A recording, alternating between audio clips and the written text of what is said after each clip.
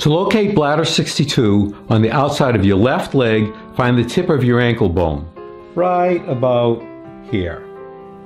Then move down to your off the ankle bone, just like this.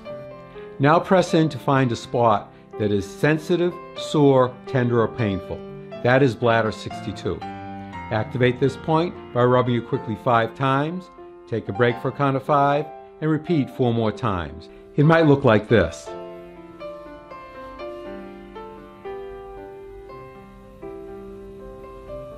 Or if you have a Tay shin, it might look like this.